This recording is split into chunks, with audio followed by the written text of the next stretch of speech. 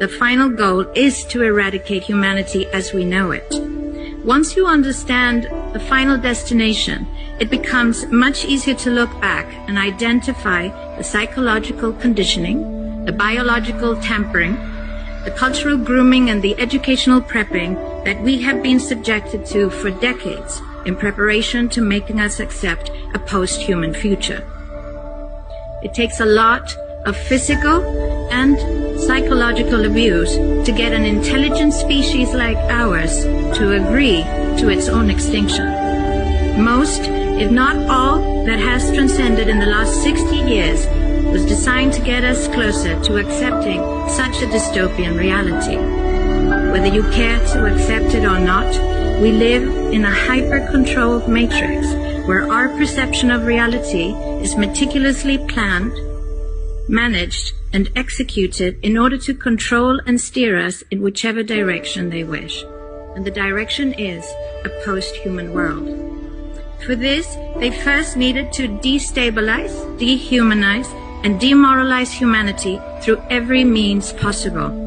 The destruction of the nuclear family, children being indoctrinated by the state, abortion, the eradication of God and spirituality from education, life in megacities and away from nature, toxic food, air and water, social media, replacing real human connection and interaction, engineered financial crisis and taxation, endless wars and massive migration, stress, anxiety, depression, drugs and alcohol, constant fear-mongering, moral relativism as the new religion, and I could go on and on about how humanity has been influenced and forced to move away from all the things that give us strength, security, purpose, and meaning.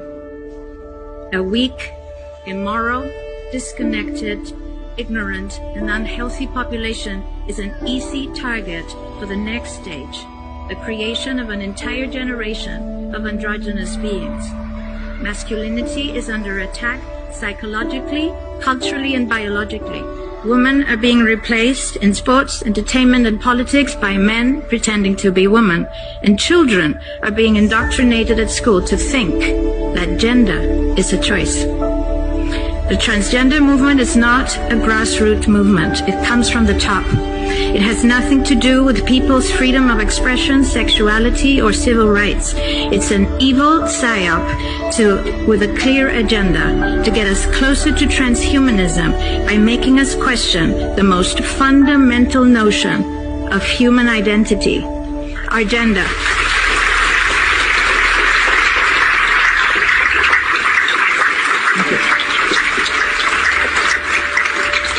If you don't know who you are, if you already identify as a hybrid between a man and a woman, you will be easily convinced to become a hybrid between human and machine.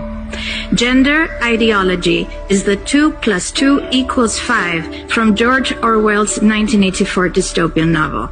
It's the final test to see whether we will follow the most absurd party line towards our own extinction. But 2 + 2 = 4. And no matter how you choose to dress, call yourself, or change your physique, will not change that. The sad reality, though, is that in the gaslighting process to get us closer to a post-human future, they have mentally and physically harmed an increasing number of children and young people, and it's only getting worse. This must be stopped. The final goal is to eradicate humanity as